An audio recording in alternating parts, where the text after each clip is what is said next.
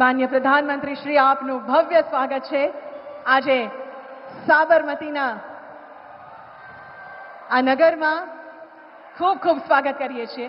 સાથે સ્વાગત છે ગુજરાત રાજ્યના માનનીય મહામહિમ રાજ્યપાલ શ્રી આચાર્ય દેવવ્રતજીનું, ગુજરાતના માનનીય મુખ્યમંત્રી શ્રી ભૂપેન્દ્રભાઈ પટેલનું, માનનીય મંત્રીમંડળના સભ્યશ્રીઓ, માનનીય સંસદ સભ્યશ્રીઓ, માનનીય ધારાસભ્યશ્રીઓ અને પદાધિકારીશ્રીઓ, आओ फरीवार ताळीओना नादथी मंचस्थ विराजमान सर्वे महानुभावोनुं स्वागत करिए, अभिवादन करिए।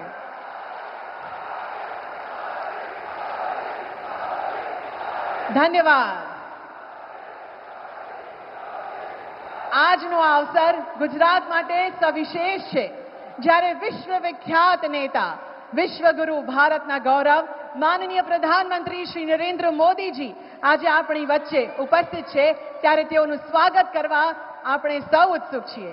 સર્વપ્રથમ ગુજરાતના મહામહિમ રાજ્યપાલ શ્રી આચાર્ય દેવવ્રતજીને સાદર વિનંતી કે આપ માનનીય પ્રધાનમંત્રી શ્રી નરેન્દ્ર મોદીજીનું પુષ્પગુચ્છ અને શાલ અર્પણ કરી આવકાર આપશો। ખૂબ તાળીઓ સાથે આપણે પણ આ ક્ષણને વધાવીએ।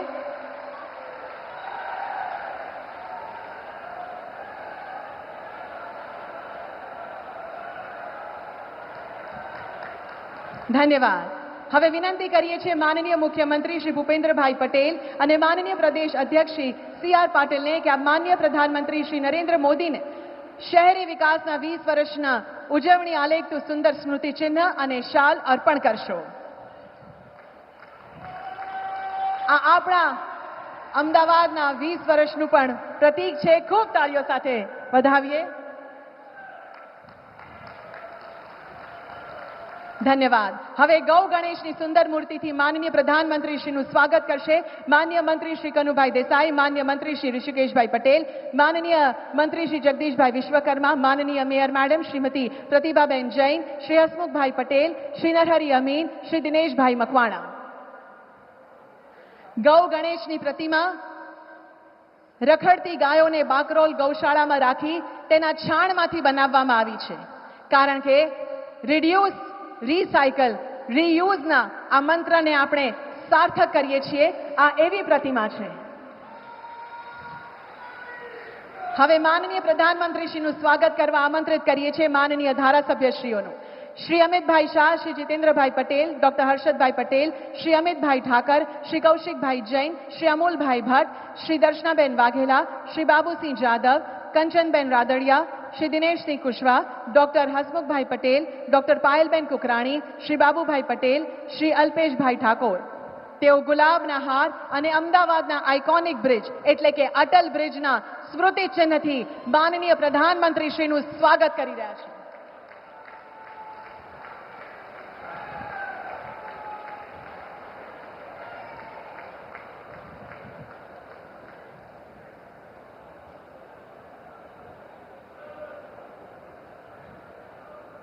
ધન્યવાદ। હવે માનનીય પ્રધાનમંત્રીશ્રીનું કમળના હાર અને અમદાવાદ ફ્લાવર શોની ફ્રેમથી સ્વાગત કરશે શહેરના અને એએમસીના પદાધિકારીશ્રીઓ શ્રી રજનીભાઈ પટેલ, શ્રી પ્રેરકભાઈ શાહ, શ્રી સંજયભાઈ પટેલ, શ્રી જતીનભાઈ પટેલ, શ્રી દેવાંગભાઈ દાણી, શ્રી ગૌરાંગભાઈ પ્રજાપતિ, શ્રીમતી શીતલબેન ડાગા, શ્રી ભૂષણભાઈ ભટ્ટ અને શ્રી પરેશભાઈ લાખાણી।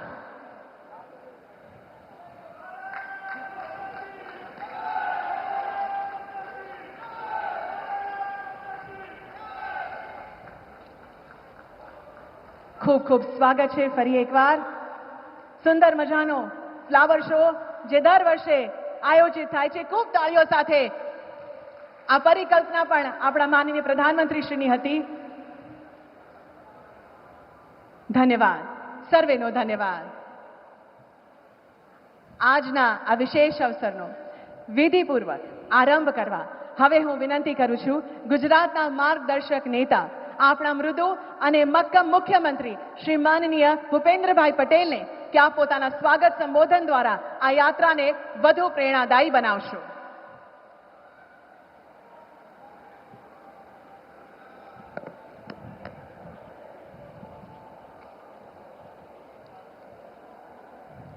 विकसित भारत, विकसित गुजरात अंतर्गत વિકાસલક્ષી વિવિધ પ્રકલ્પોના લોકાર્પણ અને ખાતમુહૂર્તના આજના કાર્યક્રમમાં આપણી સૌની સાથે મંચ ઉપર ઉપસ્થિત વિશ્વના સૌથી વધુ લોકપ્રિય નેતા, યશસ્વી વડાપ્રધાન શ્રી તથા વિકસિત ભારતના પ્રેરણા સ્ત્રોત શ્રી નરેન્દ્રભાઈ મોદી સાહેબ, ગુજરાત રાજ્યના મહામહિમ રાજ્યપાલ શ્રી આચાર્ય દેવવ્રતજી, કેન્દ્રીય જળશક્તિ મંત્રી અને પ્રદેશના યશસ્વી અધ્યક્ષ શ્રી સી.આર. પાટીલજી, મારા સાથી મંત્રી શ્રી કનુભાઈ દેસાઈ, ઋષિકેશભાઈ પટેલ, જગદીશભાઈ વિશ્વકર્મા, અમદાવાદના મેયર શ્રીમતી પ્રતિભાબેન જૈન, સાંસદ શ્રી નરહરિભાઈ અમીન, દિનેશભાઈ મકવાણા, વિશાળ સંખ્યામાં ઉપસ્થિત સૌ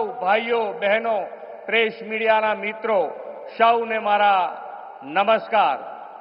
આજના આ કાર્યક્રમમાં હું આપ સૌનું હૃદયથી સ્વાગત કરું છું.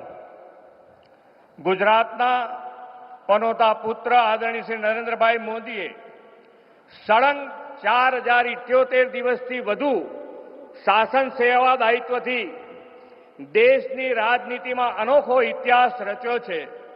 ગુજરાતની ધરતી પર તેમનું હૃદયના ઉમળકાથી હાર્દિક સ્વાગત કરું છું. તેમના નિર્ણાયક અને સાહસી નેતૃત્વમાં આપણી સેનાએ ઓપરેશન સિંદૂર સફળતાપૂર્વક પાર પાડ્યું છે. આ સફળતા માટે આદરણીય વડાપ્રધાન શ્રી અને આપણી સેનાને સમગ્ર ગુજરાત વતી ખૂબ ખૂબ અભિનંદન પાઠવું છું. આતંકવાદીઓને તેમની ભાષામાં સજ્જડ અને સચોટ જવાબ આપીને વડાપ્રધાનશ્રીના મક્કમ નિર્ધારથી ભારતે ન્યૂ નોર્મલના નવા માપદંડ સ્થાપિત કર્યા છે. આ ઓપરેશન સિંદૂરથી મેક ઇન ઇન્ડિયા દ્વારા સ્વદેશી રક્ષા ઉપકરણોની તાકાતથી વિશ્વને આત્મનિર્ભર ભારતનો પરિચય થયો છે. આદરણીય મોદી સાહેબનો સ્પષ્ટ મત છે કે આત્મનિર્ભર ભારત 140 કરોડ ભારતીયોનો સંકલ્પ છે. સ્વદેશી પ્રત્યેનું વડાપ્રધાનશ્રીનું વિઝન આત્મનિર્ભર, સશક્ત, આધુનિક અને વૈશ્વિક ભારતના નિર્માણનું મહત્વપૂર્ણ મિશન છે. વોકલ ફોર લોકલ અને લોકલ ફોર ગ્લોબલ માટે સ્થાનિક ઉદ્યોગો, કૃષિ, ગ્રામીણ અર્થતંત્ર, એમએસએમઈ, સ્ટાર્ટઅપ, યોગ, હસ્તકલા અને સંસ્કૃતિને વધુને વધુ અપનાવીને અને પ્રોત્સાહન આપીને આપણે આ મિશનને વેગવાન બનાવવું છે. આજે દેશના જનજનને અતૂટ વિશ્વાસ છે કે આદરણીય મોદી સાહેબના નેતૃત્વમાં ભારત વિશ્વની ત્રીજી મોટી આર્થિક મહાસત્તા અવશ્ય બનવાનું જ છે. આદરણીય મોદી સાહેબે વિકાસની રાજનીતિની એક નવી પરંપરા શરૂ કરી છે. તેમણે સૌના સાથ, સૌના વિકાસ, સૌના વિશ્વાસ અને સૌના પ્રયાસ મંત્રથી ગામડાઓથી લઈને શહેર સુધીના સર્વગ્રાહી વિકાસની આગવી દિશા આપી છે. શ્રી મોદી સાહેબે શહેરીકરણને અવસર તરીકે સ્વીકારીને 2005માં શહેરી વિકાસ વર્ષની ઉજવણીથી વેલ પ્લાન સિટી ડેવલપમેન્ટ પણ કરાવ્યું છે. આપણે તેમના દિશા દર્શનમાં શહેરી વિકાસ વર્ષની 2 દાયકાની સફળતાના પગલે 2025નું વર્ષ શહેરી વિકાસ વર્ષ તરીકે ઉજવી રહ્યા છે. Green, clean, smart and sustainable cities સહિત સમગ્ર રાજ્યમાં હોલિસ્ટિક ડેવલપમેન્ટના વિકાસના કામો તેમના નેતૃત્વમાં થઈ રહ્યા છે.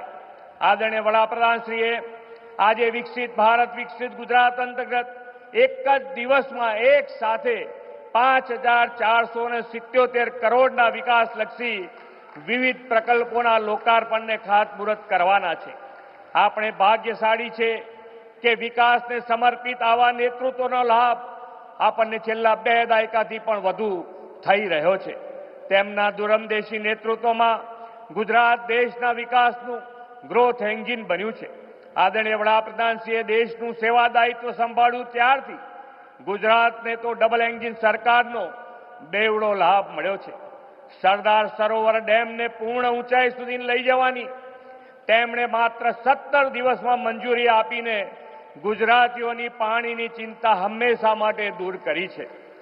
કેવડિયા ખાતે સ્ટેચ્યુ ઓફ યુનિટી, ભરૂચમાં બલ્ક ડ્રગ પાર્ક, ભાવનગરમાં સીએનજી ટર્મિનલ, જામનગરમાં WHO નું ટ્રેડિશનલ મેડિસિન સેન્ટર, દાહોદમાં ઇલેક્ટ્રિક લોકોમોટિવ એન્જિન ફેક્ટરી, રાજકોટને રાજ્યની પ્રથમ એમ્સ હોસ્પિટલ, હીરાસર એરપોર્ટ, નવસારીને ટેક્સટાઇલ પાર્ક, દ્વારકાને બેટ દ્વારકા સાથે જોડતો સુદર્શન સેતુ, વડોદરાને C-295 aircraft unit, Gatishakti university, Sanand ધોલેરાને સેમિકન્ડક્ટર પ્લાન્ટ, લોથલમાં નેશનલ મેરીટાઈમ હેરિટેજ કોમ્પ્લેક્સ અને કચ્છને વિશ્વનો સૌથી મોટો હાઇબ્રિડ રિન્યુએબલ એનર્જી પાર્ક.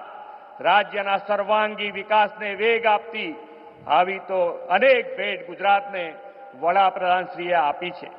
સૌને પાકા આવાસ પૂરા પાડવા માટે વડાપ્રધાનશ્રીની પ્રેરણાથી શરૂ થયેલી પ્રધાનમંત્રી આવાસ યોજનામાં શહેરી અને ગ્રામીણ બે મળીને અત્યાર સુધીમાં 15 લાખ પાકા આવાસો લાભાર્થીઓને મળ્યા છે.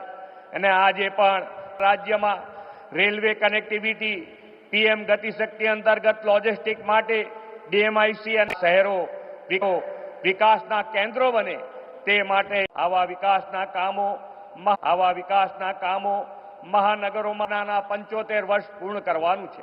આજે વડાપ્રધાનશ્રીના હસ્તે મળનારી બહુવિધ વિકાસ કામોની ભેટ 2035ના ગુજરાત માટેનો ફ્યુચરિસ્ટિક માઇલસ્ટોન બનશે.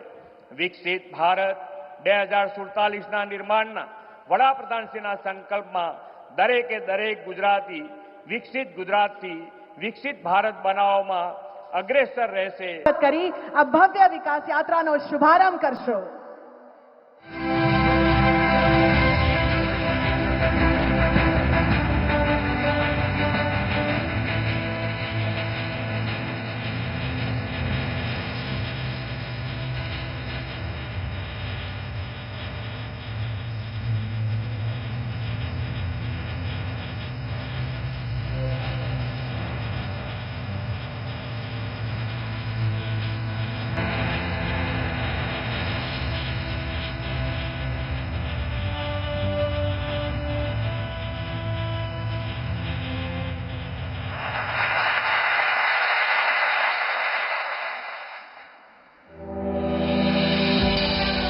ગુજરાત, જ્યાં ઇતિહાસના પાયા ઉપર ભવિષ્યની ઇમારત ખડાય છે.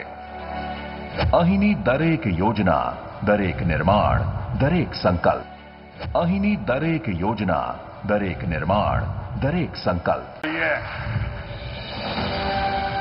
આ વિચાર હવે સંકલ્પ છે વિકસિત ભારતનો અને મિશન છે વિકસિત ગુજરાતનું. માનનીય મુખ્યમંત્રી શ્રી ભૂપેન્દ્રભાઈ પટેલના નેતૃત્વમાં આપણું ગુજરાત ઉજવી રહ્યું છે શહેરી વિકાસ વર્ષ 2025. શહેરોના વિકાસની ઉજવણીનું આ વર્ષ ગુજરાતના વિકાસ સંકલ્પનું પ્રતીક છે, જેના ભાગરૂપે આજે વિકસિત ગુજરાતનું મિશન વધુ સ્પીડ પકડવા જઈ રહ્યું છે. અમદાવાદીઓ માટે તો હમણાં ગુડ ન્યૂઝની વણઝાર ચાલે છે. વર્લ્ડ હેરિટેજ સિટી તરીકે જાણીતા અમદાવાદ શહેરે દેશના સૌથી સ્વચ્છ શહેર તરીકે પ્રથમ સ્થાન મેળવ્યું છે. અને આજે બીજા મોટા ગુડ ન્યૂઝ મળવા જઈ રહ્યા છે. મોદીજીના હસ્તે આજે શહેરી વિકાસ વિભાગ હેઠળ અમદાવાદ શહેરને રૂપિયા 2267 કરોડના પ્રકલ્પોની ભેટ મળવા જઈ રહી છે, જેમાં ફરીથી હજારો પરિવારોને મળશે પોતાના સપનાનું ઘર. સ્લમ એરિયા રીડેવલપમેન્ટ, નવી ડ્રેનેજ સિસ્ટમ અને લો ગાર્ડન સહિતના અનેક આઇકોનિક સ્થળોના બ્યુટિફિકેશનથી શહેર વધુ સુંદર અને સુવિધાયુક્ત બનવા જઈ રહ્યું છે. વર્ષ 2002માં સરદાર પટેલ રિંગ રોડ પ્રોજેક્ટની શરૂઆત તત્કાલીન મુખ્યમંત્રી નરેન્દ્રભાઈ મોદીએ કરી હતી અને આજે રૂપિયા 1624 કરોડના ખર્ચે આ રિંગ રોડ પ્રોજેક્ટનું 4 લેનમાંથી 6 લેનમાં વિસ્તૃતીકરણ થવા જઈ રહ્યું છે. HAM મોડલ આધારિત આ પ્રોજેક્ટમાં વરસાદી પાણીના વ્યવસ્થાપન સાથે આસપાસના 75 જેટલા જળાશયોમાં ગ્રીન વોટર હાર્વેસ્ટિંગ સુવિધા સજ્જ કરાશે અને 75,000 જેટલા વૃક્ષો વવાશે, જેથી આપણો SP રિંગ રોડ ગ્રીન કોરિડોરમાં ફેરવાશે. શહેરમાં નવા સ્પોર્ટ્સ ઇન્ફ્રાસ્ટ્રક્ચરના નિર્માણથી નેશનલ ગેમ્સથી લઈને ઓલિમ્પિકની આગેવાની માટે સજ્જ છે આપણું અમદાવાદ. અને રાજ્યના પાટનગર ગાંધીનગરને રૂપિયા 377 કરોડના ખર્ચે મળવા જઈ રહી છે અનેકવિધ સુવિધાઓ. ₹62 કરોડના ખર્ચે તૈયાર થયેલ અત્યાધુનિક ડેટા સેન્ટર મળવા જઈ રહ્યું છે, જે રાજ્યના જમીની અને મહેસૂલી રેકોર્ડને સુરક્ષિત રાખવાની સાથે માત્ર એક ક્લિકથી નાગરિકો માટે એક્સેસ ઉપલબ્ધ કરાવશે. નવા પમ્પિંગ સ્ટેશનના નિર્માણ સહિત પાણી પુરવઠા યોજના, સીવરેજ નેટવર્કથી શહેરની આંતરમાળખાકીય સુવિધાઓ મજબૂત થવાની છે. આજે ઉર્જા અને પેટ્રોકેમિકલ્સ વિભાગ દ્વારા ગુજરાતને ₹1122 કરોડની પરિયોજનાઓ મળવા જઈ રહી છે, જે હેઠળ રાજ્યમાં વીજળી વિતરણ ઇન્ફ્રાસ્ટ્રક્ચરનું આધુનિકરણ અને નવા સબસ્ટેશન્સના નિર્માણ સહિતની સુવિધાઓથી જનસુવિધાઓ વધવાની છે. માર્ગ અને મકાન વિભાગના ₹307 કરોડના કાર્યો રાજ્યને સમર્પિત થવા જઈ રહ્યા છે. એટલે હવે નવા ઓવરબ્રિજ, અંડરપાસ અને રોડ સુવિધાઓથી લાખો સપનાઓની સફર વધારે સરળ અને ફાસ્ટ થવાની છે. આજનો દિવસ ઉત્તર ગુજરાત માટે પણ ઘણો આનંદનો છે. કેન્દ્રીય રેલ મંત્રાલય હસ્તકની આજે ₹1404 કરોડની રેલ પરિયોજનાઓ મળવા જઈ રહી છે, જેમાં મહેસાણા પાલનપુર રેલ લાઇનનું ડબલિંગ, કડી કલોલ કટોસણ રોડ રેલખંડ અને બેચરાજી રણુજ રેલખંડના ગેજ રૂપાંતરણનો સમાવેશ થાય છે.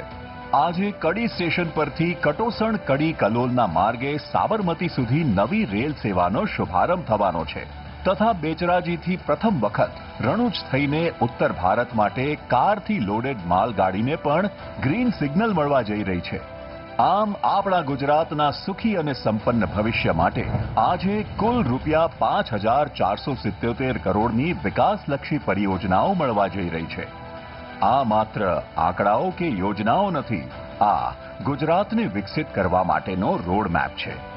અને ગુજરાતના વિકાસથી જ સાકાર થશે વિકસિત ભારતનું સ્વપ્ન. એટલે જ તો આપણું મિશન છે વિકસિત ગુજરાતથી વિકસિત ભારત.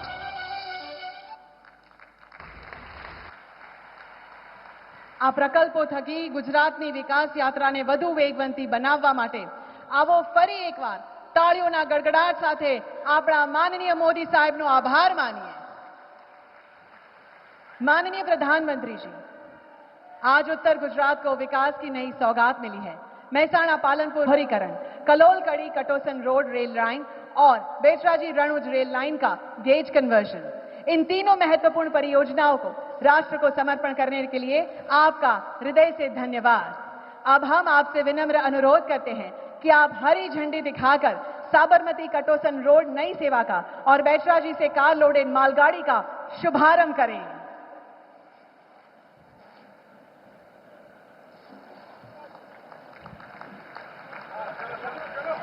ये यात्री ट्रेन यात्रा का समय कम करेगी, महत्वपूर्ण धार्मिक एवं पर्यटक केंद्रों तक पहुंचेगी. खूब तालियों સાથે આ ક્ષણને પણ આપણે વધાવીએ જ્યારે ગુજરાતને આ સુંદર મજાની ભેટ મળી છે. Car loaded goods train supply chain को बेहतर बनाएगी, लॉजिस्टिक्स एवं मैन्युफैक्चरिंग क्षेत्र में रोजगार बढ़ाएगी. बहुत बहुत धन्यवाद माननीय प्रधानमंत्री जी आपका. આજે જ્યારે માનનીય વડાપ્રધાન શ્રી આપણા અમદાવાદમાં પધાર્યા છે ત્યારે તેઓની સંકલ્પના છે સૌ કોઈ મેક ઇન ઇન્ડિયા અપનાવે, સ્વદેશીનું ગૌરવ વધારે. ચાલો આપણે સૌ અહીંથી એક સાથે તેઓને વચન આપીએ કે સ્વદેશી અપનાવીશું, મેક ઇન ઇન્ડિયાનો ઉપયોગ કરીશું. આપણે સૌ હાથ ઊંચા કરી અને ભારત માતાની જય બોલી આ સંકલ્પને મજબૂત કરીશું. एक साथे बोलिए भारत माता की. धन्यवाद. माननीय प्रधानमंत्री जी, आपकी दूरदर्शिता, निष्ठा और जन कल्याण के प्रति आपकी प्रतिबद्धता आज पूरे गुजरात के लिए नए अवसरों के द्वार खोल रही है. ये सभी परियोजनाएं सिर्फ आंकड़े नहीं है, बल्कि सुरक्षा, सुविधा, कनेक्टिविटी और सर्वांगीण विकास के एक नए अध्याय का प्रतीक है, जिनका लाभ प्रत्यक्ष रूप से हर नागरिक को मिलेगा. तो आइए तालियों की गूंज और उत्साह के बीच हम विनम्रता पूर्वक आपसे अनुरोध करें कि आप इस ऐतिहासिक विकास यात्रा पर अपने उद्बोधन से हम सभी को मार्गदर्शित करें.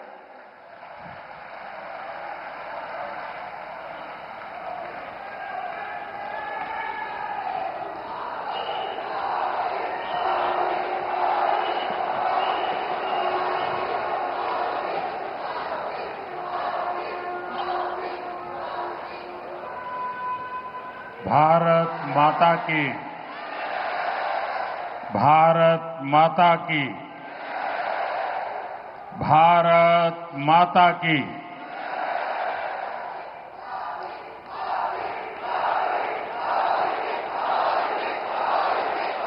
વટ પડતી જાય છે તમે.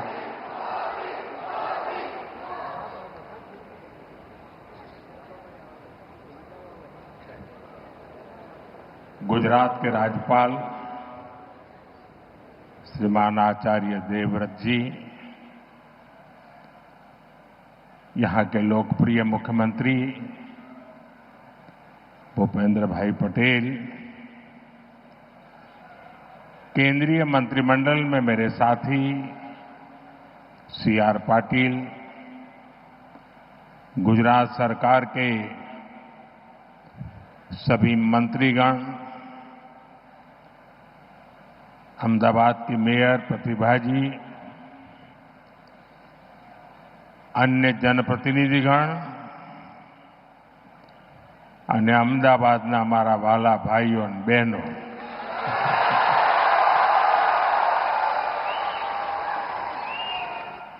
આજે તો તમે રંગ રાખ્યો છે હો.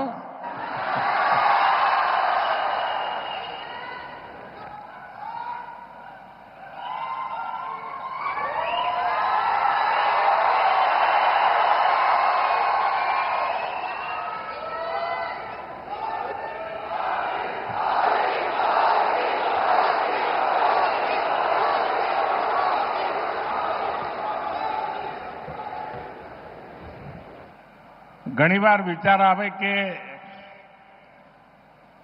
એવું કેવું નસીબ હશે કે આ લાખો લોકોનો પ્રેમ, એમના આશીર્વાદ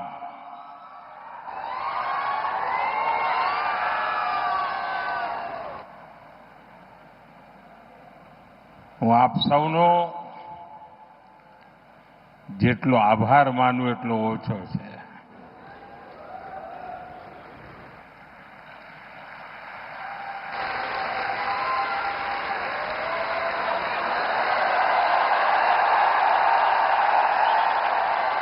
देखिए उधर छोटा नरेंद्र कोई खड़ा हो गया है.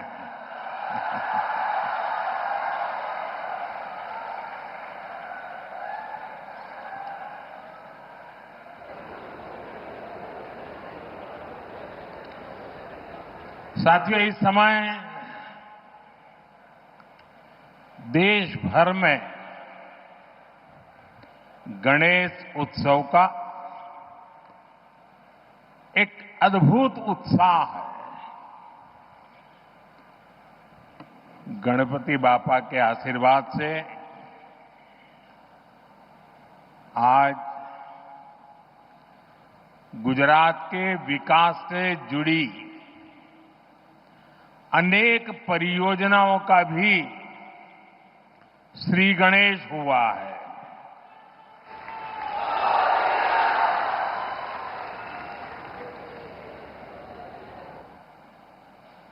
ये मेरा सौभाग्य है कि आज मुझे विकास के अनेक प्रोजेक्ट आप सभी जनता जनार्दन के चरणों में समर्पित करने का, आपको सौंपने का सौभाग्य मिला है. मैं इन विकास कार्यों के लिए आप सभी को बहुत बहुत बधाई देता हूं.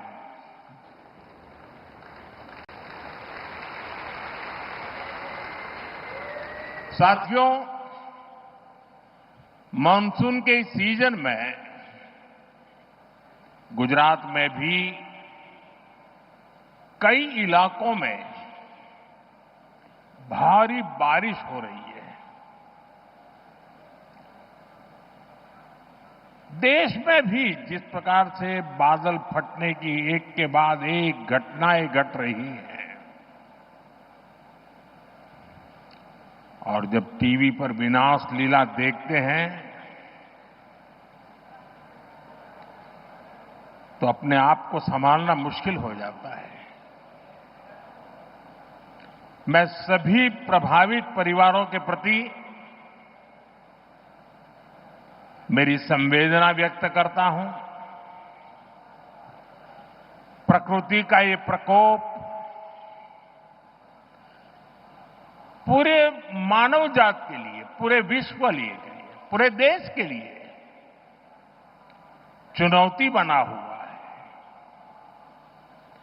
केंद्र सरकार सभी राज्य सरकारों के साथ मिलकर राहत और बचाव के काम में जुटी हुई है। साथियों, गुजरात की ये धरती दो मोहन की धरती है।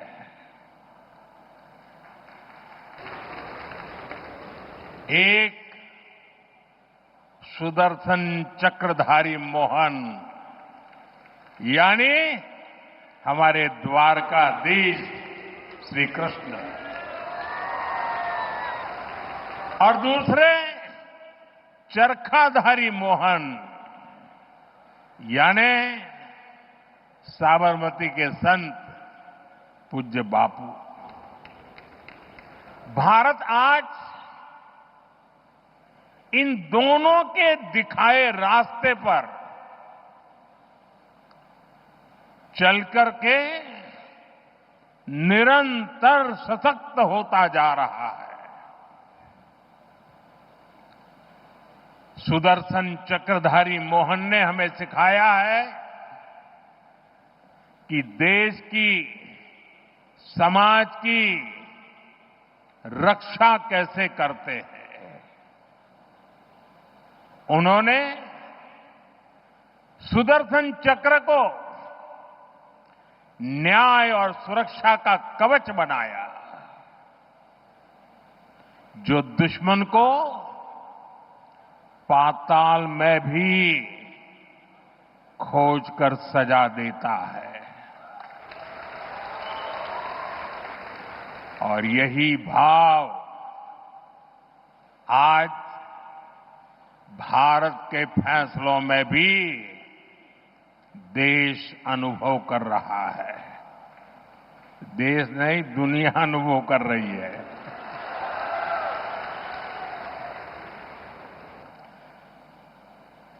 આપણા ગુજરાતે તો અને અમદાવાદે બધા જૂના કેવા દિવસો જોયા છે, જ્યારે હુલ્લડબાજો, ચક્કા ચલાવનારાઓ પતંગમાં લડાઈ કરીને લોકોને ઢાળી દે, કર્ફ્યુમાં જીવન ગુજારવું પડે, વાર તહેવારે અમદાવાદની ધરતી રક્ત રંજીત થઈ જતી હતી। आतताइयों, ये हमारा खून बहाते थे और दिल्ली में बैठी कांग्रेस सरकार कुछ नहीं करती थी।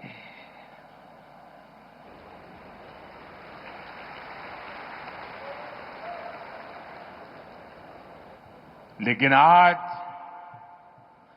आतंकवादी और उनके आकाओं को हम छोड़ते नहीं। चाहे वो कहीं भी छुपे हो, दुनिया ने देखा है कि पहलगाम का बदला भारत ने कैसे लिया।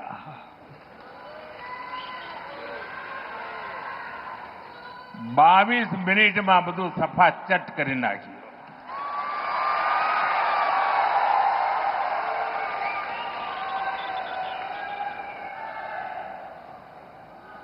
અને સેંકડો કિલોમીટર અંદર જઈને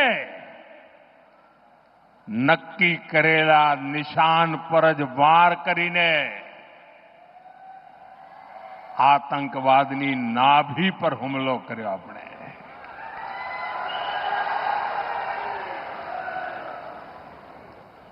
ऑपरेशन सिंदूर हमारी सेना के शौर्य और सुदर्शन चक्रधारी मोहन के भारत की इच्छा शक्ति का प्रतीक बन गया है। साथियों, चरखाधारी मोहन हमारे पूज्य बापू ने भारत की समृद्धि का रास्ता स्वदेशी में बताया था।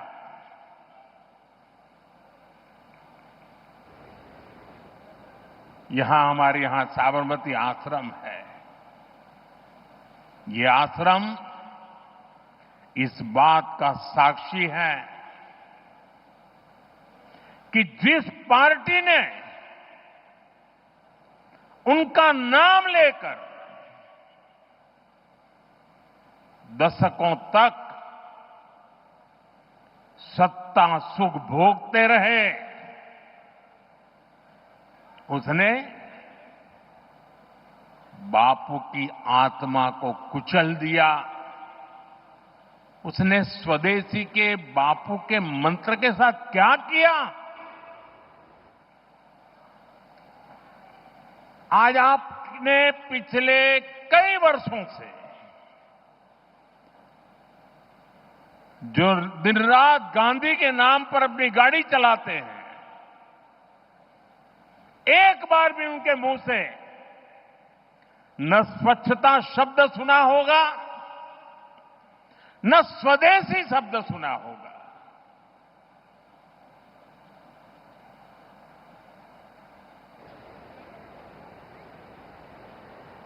ये देश समझ ही नहीं पा रहा है कि उनकी समझ को क्या हुआ है।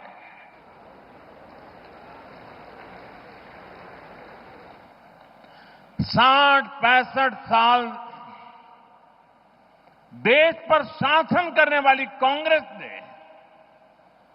भारत को दूसरे देशों पर निर्भर रखा ताकि वो सरकार में बैठे बैठे इंपोर्ट में भी खेल कर सकें, घोटाले कर सकें।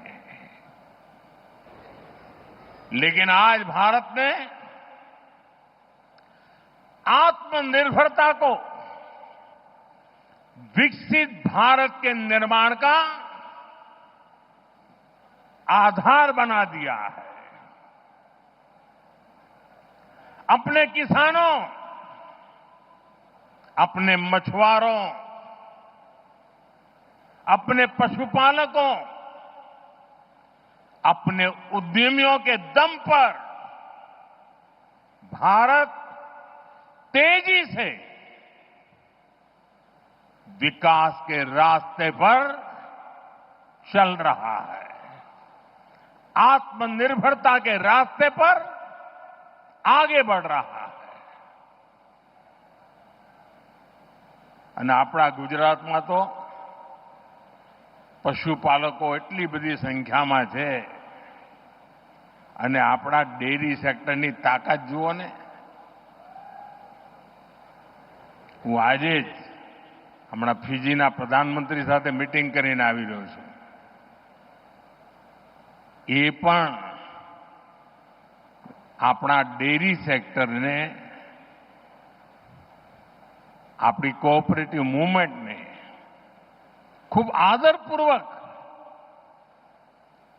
વર્ણન કરીને કહેતા હતા કે મારા દેશમાં પણ કંઈક આવું થાય।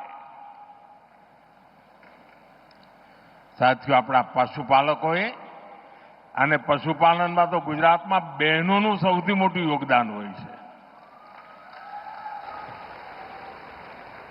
આ બહેનોએ પશુપાલન કરીને આપણા ડેરી સેક્ટરને મજબૂત બનાવ્યું, આત્મનિર્ભર બનાવ્યું અને આજે ચારે તરફ એના જયગાન ચાલી રહ્યા છે।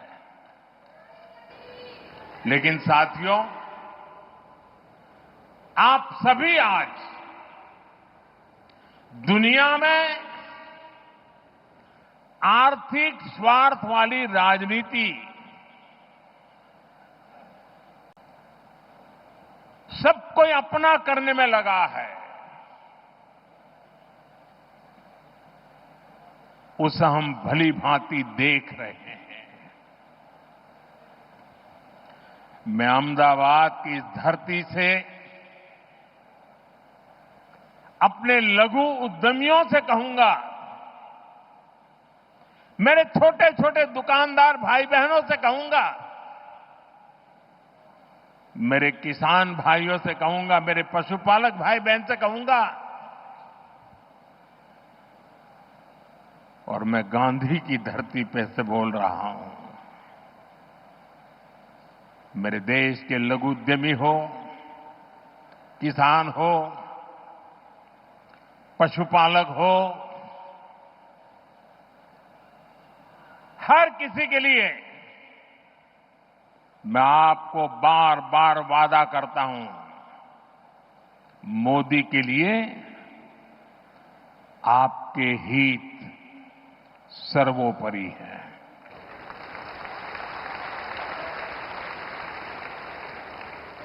मेरी सरकार लघु उद्यमियों का, किसानों का, पशुपालकों का कभी भी अहित नहीं होने देंगी। दबाव कितना ही क्यों ना आए, हम झेलने की अपनी ताकत बढ़ाते जाएंगे।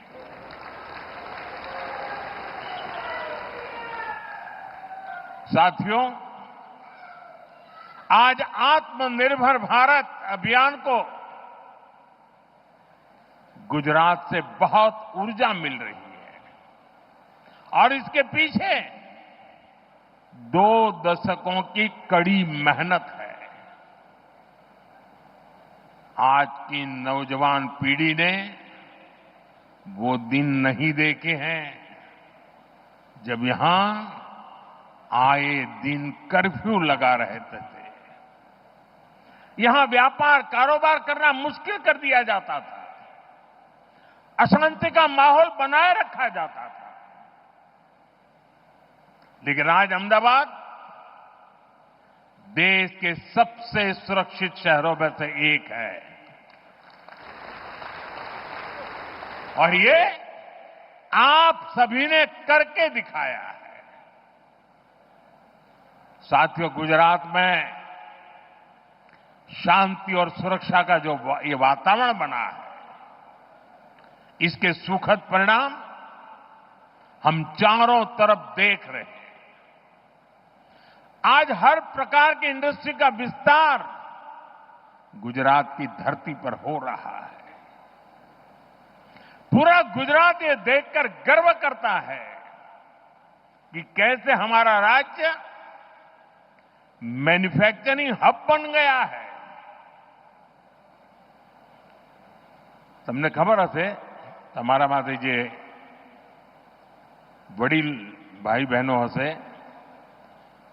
જ્યારે ગુજરાતને અલગ થવાનું એક આંદોલન ચાલતું હતું, મહાગુજરાત આંદોલન, ત્યારે અનેક લોકો આપણને કે તમારા ગુજરાત જુદું કરીને શું કરશો, ભૂખે મરશો, એવું કે તમારી પાસે છે શું? न कोई खनिज છે, न 12 બહુ નદીઓ છે, 10 વર્ષમાં 7 વર્ષ દુકાળ પડે છે, ન ખાણ ખનીજ હોય, ન કોઈ એવા ઉદ્યોગ ધંધા હોય, ખેતી ના હોય અને ઓછામાં પૂરું અહીંયા રણ હોય અને પેલી બાજુ પાકિસ્તાન હોય. કરશો શું એવું કહેતા? મીઠા સિવાય તમારી પાસે છે શું એવું કહેતા? મજાક ઉડાવતા.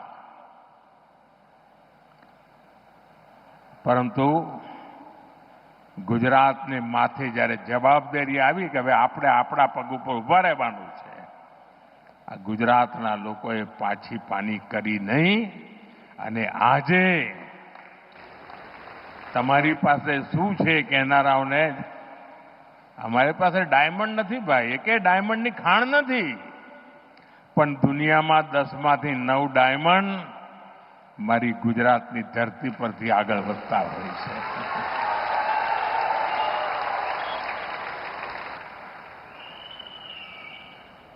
साथियों, कुछ महीने पहले मैं दाहोद में आया था. वहां की रेल फैक्ट्री में ताकतवर इलेक्ट्रिक लोकोमोटिव इंजन बन रहे हैं.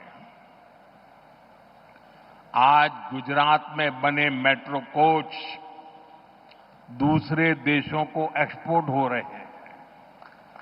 इसके अलावा मोटरसाइकिल हो, कार हो, गुजरात में बहुत बड़ी संख्या में उसका प्रोडक्शन हो रहा है, मैन्युफैक्चरिंग हो रहा है.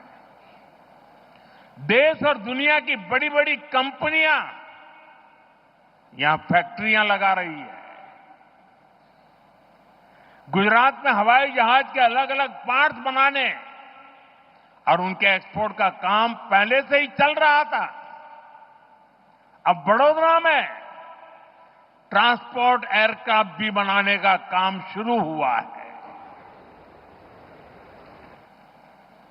આપણા ગુજરાતમાં વિમાન બને એટલે આનંદ થાય કે ના થાય? अब इलेक्ट्रिक व्हीकल मैन्युफैक्चरिंग का भी गुजरात बहुत बड़ा सेंटर बन रहा है. मैं कल 26 तारीख को हंसलपुर जा रहा हूं. वहां इलेक्ट्रिक व्हीकल मैन्युफैक्चरिंग को लेकर बहुत बड़ी शुरुआत हो रही है. आज जितने भी आधुनिक इलेक्ट्रॉनिक उपकरण बन रहे हैं वो सेमीकंडक्टर के बिना नहीं बन सकते. गुजरात अब सेमीकंडक्टर सेक्टर में भी बड़ा नाम करने जा रहा है. टेक्सटाइल हो, जेम्स एंड ज्वेलरी हो, गुजरात की पहचान बन चुकी है.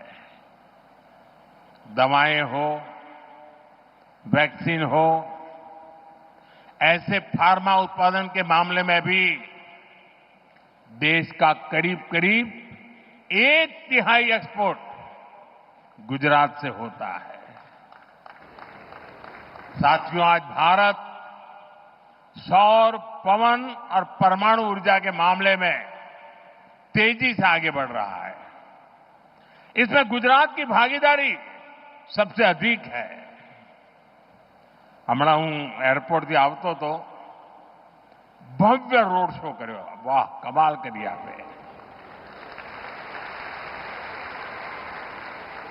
પણ રોડ શો તો ભવ્ય હતો, પણ લોકો ધાબા ઉપર ઉભા હોય, બાલ્કનીમાં ઉભા હોય તો સ્વાભાવિક રીતે હું એમને આદરપૂર્વક નમન કરતો હતો. પરંતુ મારી નજર ફરતી હતી ચારે બાજુ અને મેં જોયું કે લગભગ મોટા ભાગના ઘરોના ધાબામાં રૂફટોપ સોલાર પાવરના પ્લાન્ટ દેખાતા હતા.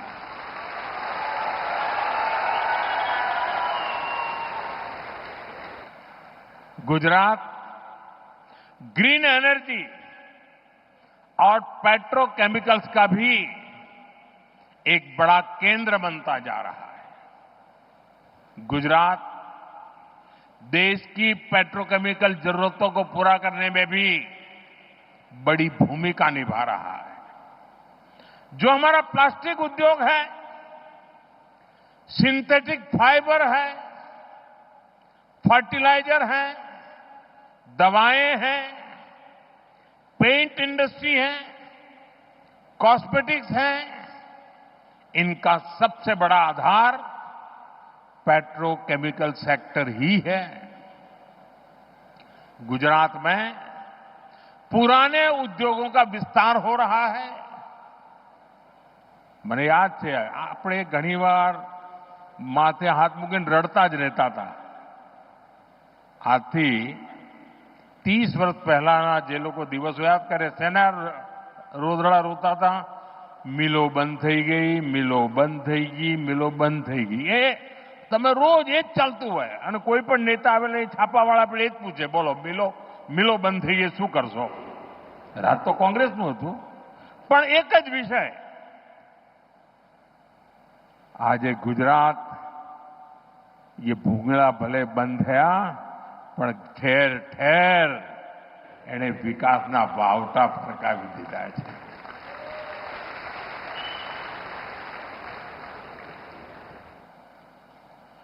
नए उद्योगों की नींव रखी जा रही है और ये सारे प्रयास आत्मनिर्भर भारत को मजबूत कर रहे हैं।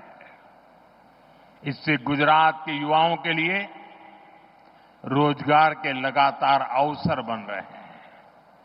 साथियों, उद्योग हो, खेती किसानी हो या फिर टूरिज्म हो, इनके लिए बेहतरीन कनेक्टिविटी बहुत जरूरी है। बीते 20-25 साल में गुजरात की कनेक्टिविटी का कायाकल्प हो चुका है। आज भी यहां रोड और रेल से जुड़े अनेक प्रोजेक्ट्स का शिलान्यास और लोकार्पण किया गया है। सर्कुलर रोड यानी सरदार पटेल रिंग रोड अब और चौड़ी हो रही है। अब ये 6 लेन की चौड़ी सड़क बन रही है। इससे शहर के सबसे भीड़भाड़ वाले इलाकों में ट्रैफिक जाम की समस्या कम होगी। इसी तरह विरमगाम खुदड़ रामपुरा रोड, उसको चौड़ा होने से यहां के किसानों को, उद्योगों को सुविधा मिलेगी। ये जो नए अंडरपास है, रेलवे ओवरब्रिज है, ये शहर की कनेक्टिविटी को और बेहतर बनाएंगे। साथियों, एक समय था जब लाल रंग की पुरानी बसें ही चला करती थी। लाल बस, क्या जैसो तो लाल बस में।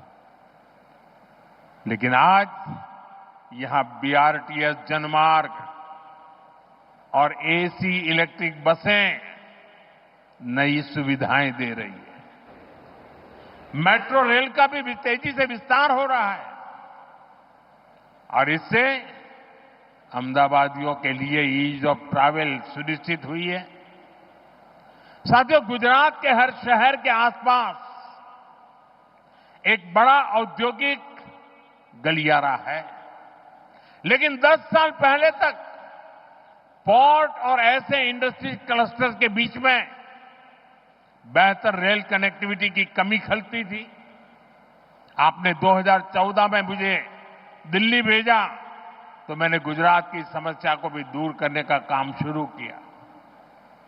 11 सालों में करीब 3000 किलोमीटर लंबे नए रेल ट्रैक गुजरात में बिछाए गए हैं। गुजरात में रेलवे के पूरे नेटवर्क का 100% बिजलीकरण हो चुका है। आज भी जो रेलवे प्रोजेक्ट गुजरात को मिले हैं, इससे किसानों, उद्योगों और श्रद्धालुओं सभी को लाभ होगा। साथियों, हमारी सरकार शहर में रहने वाले गरीबों को सम्मान का जीवन देने के लिए प्रतिबद्ध है। इसका प्रत्यक्ष प्रमाण हमारा रामापीरनो टेकरो एयरपोर्ट તમે જતા આવતા રામાપીરનો ટેકરો। पूज्य बापू गरीब की गरिमा पर बहुत बल देते थे। आज साबरमती आश्रम के प्रवेश द्वार पर बने गरीबों के नए घर इसका एक साक्षात उदाहरण बने हैं। गरीबों को 1500 पक्के घर मिलना यानी असंख्य नए सपनों की नींव पड़ना है। इस बार नवरात्र पर, दिवाली पर इन घरों में रहने वालों के चेहरे की खुशी और ज्यादा होगी।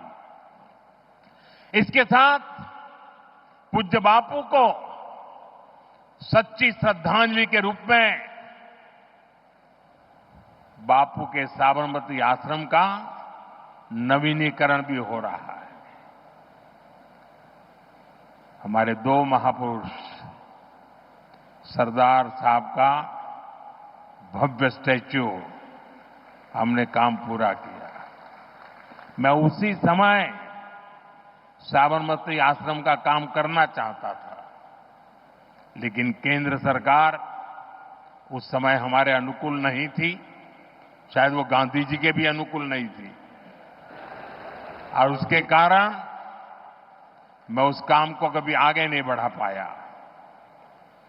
लेकिन जब से आपने मुझे वहां भेजा है, तो जैसे statue of unity Sardar Vallabh भाई पटेल का वो भव्य स्मारक देश और दुनिया के लिए प्रेरणा का केंद्र बना है, जब साबरमती आश्रम के नवीनीकरण का काम पूरा होगा, मेरे शब्द लिख करके रखना दोस्तों, दुनिया के लिए शांति की सबसे बड़ी प्रेरणा भूमि ये हमारा साबरमती आश्रम बनने वाला है।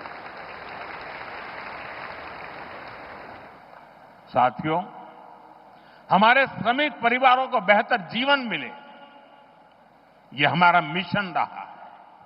इसलिए कई साल पहले हमने गुजरात में झुग्गी वालों के लिए पक्की गेटेड सोसाइटी बनाने का बीड़ा उठाया। बीते सालों में गुजरात में झुग्गियों की जगह मकान बनाने के ऐसे अनेक प्रोजेक्ट किए गए हैं, और यह अभियान लगातार जारी है। साथियों, जिसको किसी ने नहीं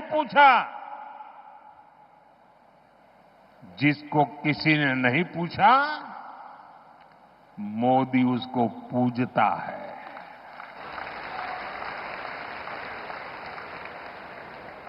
मैंने इस बार लाल किले से कहा था, पिछड़ों को प्राथमिकता, शहरी गरीबों का जीवन आसान बनाना भी हमारी बहुत बड़ी प्राथमिकता है। रेहड़ी फुटपाथ पर काम करने वाले साथियों को भी पहले किसी ने नहीं पूछा। हमारी सरकार ने इनके लिए पीएम स्वनिधि योजना शुरू की। आज इस स्कीम की वजह से देश के लगभग 70 लाख रेहड़ी पटरी और ठेले वाले भाई बहनों को बैंकों से लोन मिल रही है। संभव हुआ है सब। गुजरात के भी लाखों साथियों को इसका फायदा हुआ है। साथियों, बीते 11 साल में 25 करोड़ लोग गरीबी को परास्त करके गरीबी से बाहर निकले हैं। दुनिया के लिए भी ये अजूबा है, इतना बड़ा आंकड़ा। 25 करोड़ लोगों का गरीबी से बाहर आना, विश्व के सभी अर्थवेत्ता आज इसकी चर्चा कर रहे हैं। साथियों, ये गरीब जब गरीबी से बाहर निकलता है ना, तब वो नियो मिडिल क्लास के रूप में एक नई ताकत बनकर के उभर रखता है। आज ये नियो मिडिल क्लास और हमारा पुराना मिडिल क्लास दोनों देश की एक बहुत बड़ी ताकत बनते जा रहे हैं। हमारा निरंतर प्रयास है कि नियो मिडिल क्लास और मिडिल क्लास दोनों को सशक्त करना। આપણા અમદાવાદના ભાઈઓ, એમના માટે તો ખુશી ખબર જ હોય જે દિવસે બજેટમાં 12 લાખ રૂપિયાની આવક ઉપર ઇન્કમ ટેક્સ માફ કરી દીધો ને, તો વિપક્ષવાળાને સમજણ નહોતી પડી આ કેવી રીતે થાય। અને સાથીઓ, તૈયારી કરો હવે. અમારી સરકાર જીએસટીમાં પણ રિફોર્મ કરી રહી છે અને આ દિવાળી પહેલા એક મોટી ભેટ સોગાત તમારા માટે तैयार થઈ રહી છે. और जीएसटी रिफॉर्म के कारण हमारे लघु उद्यमियों को मदद मिलेगी और बहुत सी चीजों पर टैक्स भी कम हो जाएगा. इस बार की दिवाली पर व्यापारी वर्ग हो या फिर हमारे बाकी परिवारजन, सबको खुशियों का डबल बोनस मिलने वाला है. साथियों, अभी मैं पीएम सूर्यघर की बात कर रहा था. अब पीएम सूर्यघर मुफ्त बिजली योजना से हम बिजली बिल जीरो कर रहे हैं. गुजरात में अभी तक इस स्कीम से करीब 6 लाख परिवार जुड़ चुके हैं. इन परिवारों को सरकार की तरफ से अकेले गुजरात में ही 3,000 करोड़ रुपए से अधिक दिए गए हैं. इससे अब उनको हर महीने बिजली बिल में बड़ी बचत हो रही है. साथियों, अहमदाबाद शहर आज सपनों और संकल्पों का शहर बन रहा है. लेकिन एक समय था जब लोग अहमदाबाद को गर्दाबाद कहकर मजाक उड़ाते थे. चारों तरफ उड़ती धूल, मिट्टी, कूड़े कचरे के ढेर, यही शहर का दुर्भाग्य बन गया था. मुझे खुशी है कि आज स्वच्छता के मामले में अहमदाबाद देश में नाम कमा रहा है. ये हर अहमदाबादी के सहयोग से संभव हो पाया है. लेकिन साथियों, ये स्वच्छता, आ स्वच्छताનું અભિયાન એક દિવસનું નથી.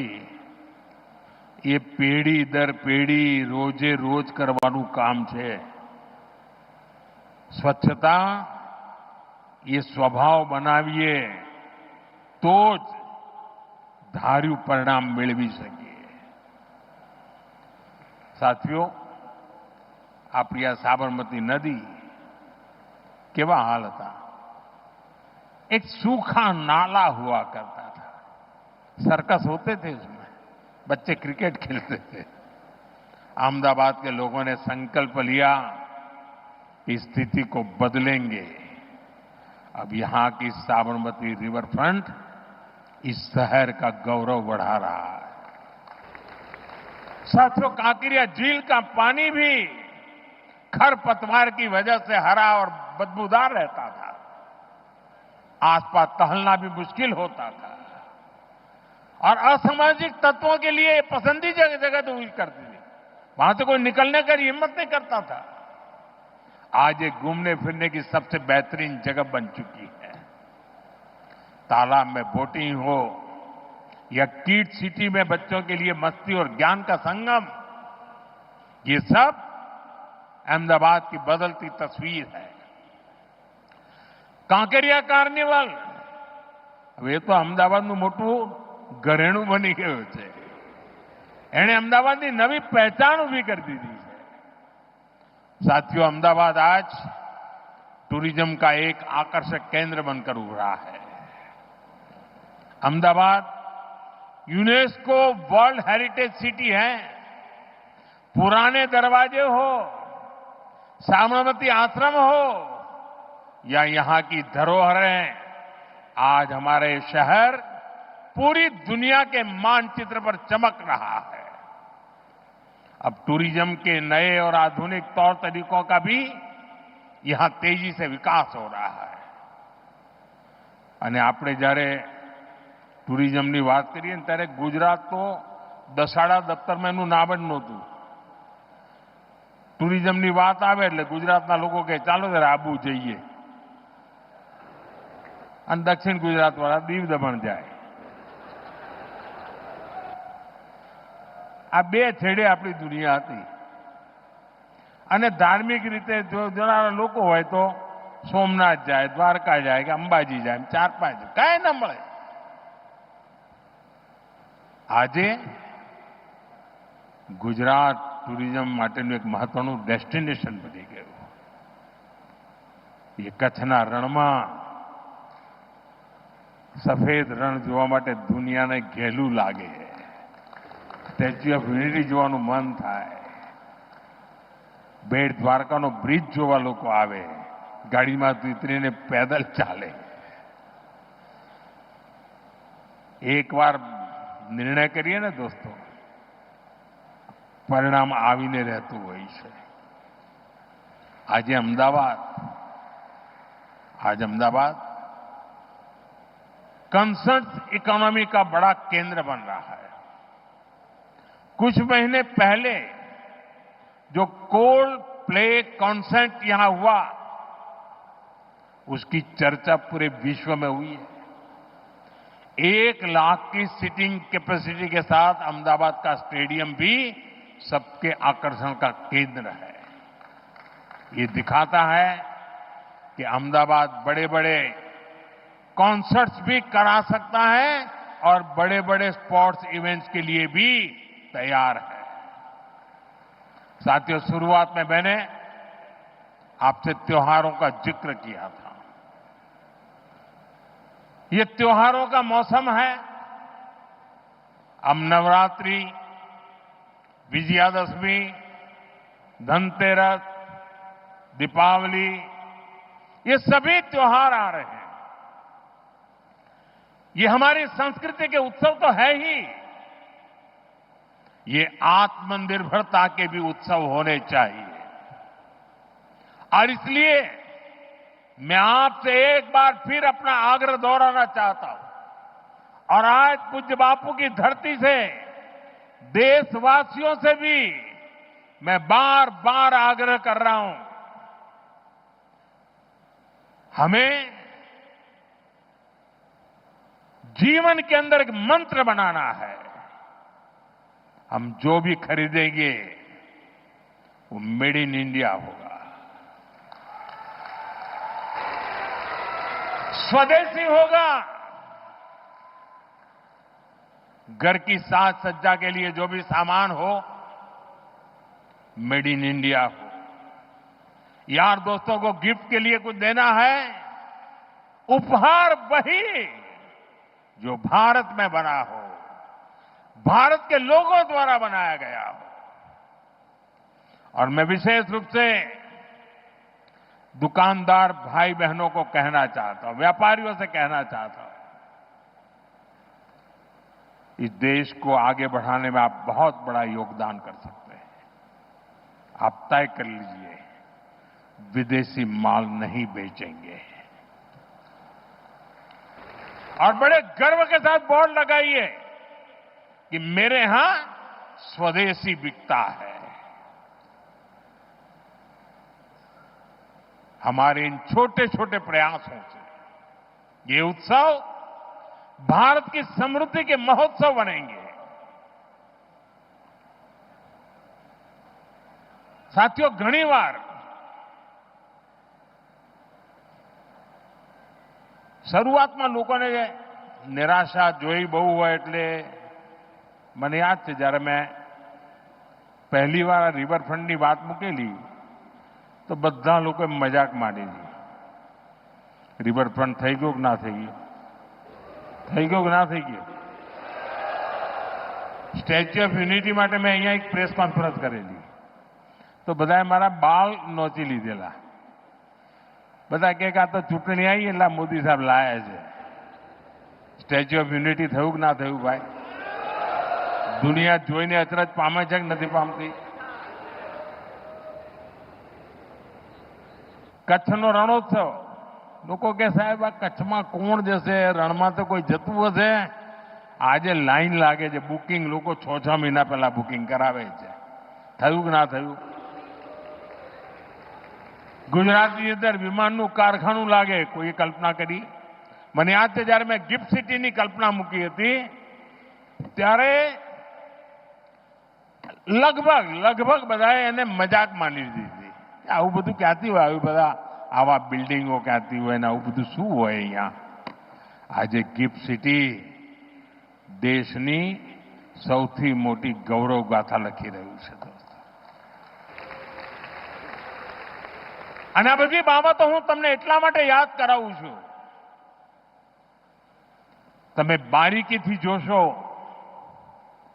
આ દેશના સામર્થ્યની જો તમે પૂજા કરો તો તમારા સંકલ્પને દેશવાસીઓ ક્યારે નિષ્ફળ નથી જવા દેતા.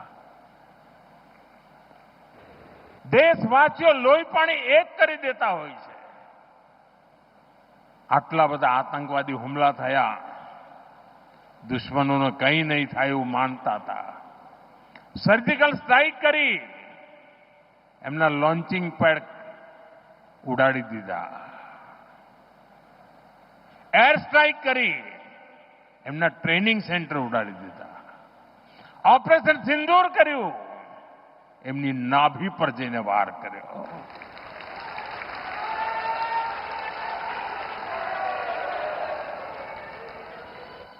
ચંદ્રયાન, શિવશક્તિ પોઈન્ટ, જ્યાં કોઈ નહીં ગયું ત્યાં ભારતનો તિરંગો ઝંડો પહોંચી ગયો. ઇન્ટરનેશનલ સ્પેસ સેન્ટર પર શુભાંશુ શુક્લ જઈને આવ્યા અને હવે ગગનયાનની તૈયારી ચાલી રહી છે. આપણું પોતાનું સ્પેસ સ્ટેશન બને એ દિશામાં કામ ચાલી રહ્યું છે. साथियों, एक एक घटनाओं કહે છે कि अगर संकल्प लइए, संकल्प के प्रति श्रद्धा હોય, समर्पण હોય તો જનતા જનાર્દન જે ઈશ્વરનું રૂપ છે એના આશીર્વાદ પણ મળતા હોય, જેનો સાથ મળતો હોય છે. અને એ જ વિશ્વાસથી હું કહું છું, આ દેશ આત્મનિર્ભર બનીને રહેશે. આ દેશનો પ્રત્યેક નાગરિક વોકલ ફોર લોકલનો વાહક બનશે. આ દેશનો પ્રત્યેક નાગરિક સ્વદેશીના મંત્રને જીવી જાણશે. અને પછી આપણને ક્યારેય ઓશિયાળા થવાનો વારો નહીં આવે દોસ્તો. જ્યારે કોવિડની સ્થિતિ હતી, ભૂતકાળ કહેતો કોઈ જગ્યાએ વેક્સિન બન્યું હોય તો આપણા દેશમાં આવતા 40-40 વર્ષ લાગી જતા હતા. લોકો કહેતા હતા કોવિડમાં થશે શું? અરે આ દેશે નક્કી કર્યું, વેક્સિન પોતાની બનાવી દીધી અને દેશના 140 કરોડ સુધી વેક્સિન પહોંચાડી દીધી. આ દેશનું સામર્થ્ય છે. એ સામર્થ્યના ભરોસે હું ગુજરાતના મારા સાથીઓને કહું છું કે આપે મને જે શિક્ષણ આપ્યું છે ને, આપે મારું જે ઘડતર કર્યું છે ને, આપે મારામાં જે જોમ ભર્યું છે, જે ઉર્જા ભરી છે, 2047 દેશ જ્યારે આઝાદીના 100 વર્ષ મનાવતો હશે, આ દેશ વિકસિત ભારત બનીને રહ્યો હશે.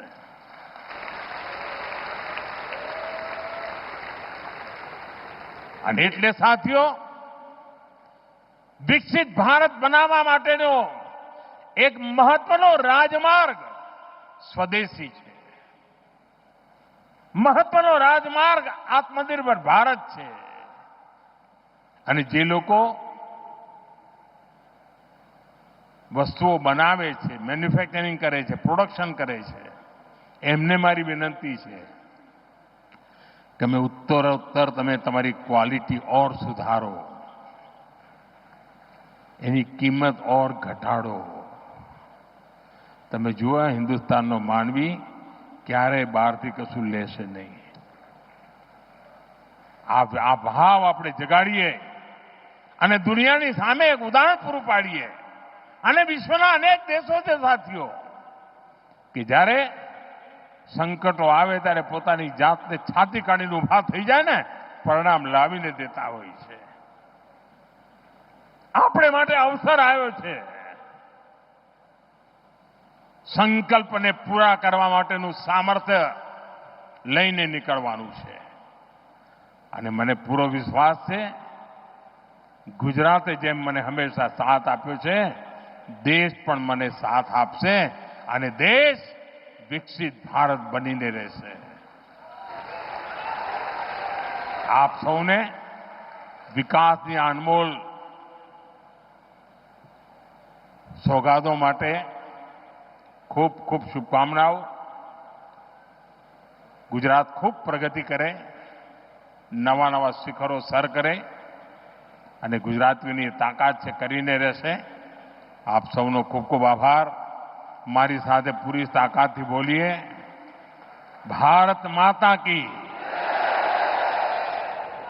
ભારત માતા કી, ભારત માતા કી. ધન્યવાદ.